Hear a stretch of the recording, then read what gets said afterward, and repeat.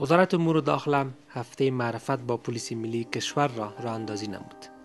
این هفته که به منظور آشنایی بیشتر مردم با پلیس ملی افغانستان راه اندازی شده، یکی از اهداف اساسی آن این است تا مردم به گونه‌ای که نیاز است از پیشرفت‌ها و ظرفیت‌های پلیس ملی افغانستان آگاه شوند. نیروهای پلیس ملی افغانستان در سال 2014 علیرغم تمام نظریات که این نیروها نمی توانند تا از وطن خود دفاع بکنند، توانستند 2 دور امنیت انتخابات را تأمین نمایند. مردم به گونه بی سابقه از هفته معرفت پلیس استقبال کردند.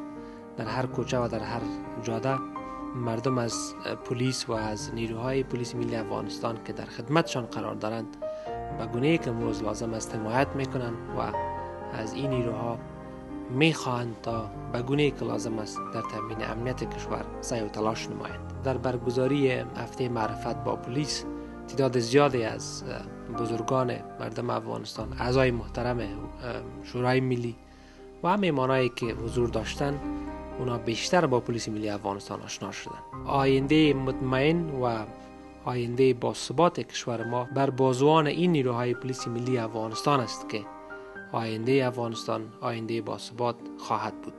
و مردم افغانستان امروز نسبت به هر زمان دیگر بالای نیروهای پلیسشان اطمینان دارند، اعتماد دارند و به آینده خود به این نیروها به گونه‌ای که لازم است می‌نگرند. هفته معرفت با پلیس، اعتقاد ما در رهبری پلیس ملی افغانستان به این است که به هر اندازه‌ای که مردم در جریان کارکردهای پلیسشان قرار گیرند و معرفت بیشتر حاصل نمایند، بیشتر آنها را درک می‌کنند و در نتیجه صمیمیت و اعتماد زیادتر به نیروهای پلیسشان پیدا می‌کنند. پلیس که اعتماد و رضایت مردم را با خود داشته باشد، در اجرای مأموریت‌های خود بیشترین موفقیت را خواهد داشت و بدون شک موفقیت پلیس به معنای داشتن یک جامعه امن و باثبات خواهد بود، چیزی که هدف همه ما و شما می باشد. ملت شما درک میکنه که شما تحت کدام شرایط دشوار سر به کف هستین. امروز اگر لیست وظایف پلیس اینجا خوانده شود، خواننده‌اش از خواندن این لیست خسته میشه.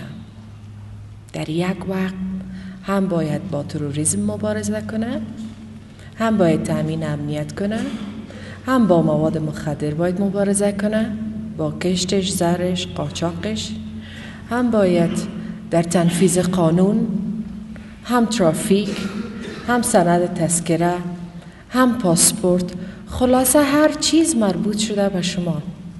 و یک خواهش دارم، شما هیچ وقت حمایت مردم تقاضا نکنین، به خاطر از اینکه شما حمایت مردم دارین. نیروهای امنیتی افغانستان در سراسر افغانستان از شما دفاع میکنند، دفاع خواهند کرد و این تصمیمشان است، آمادهشان است و هیچ چیز مانع از این نیروها نخواهد شد.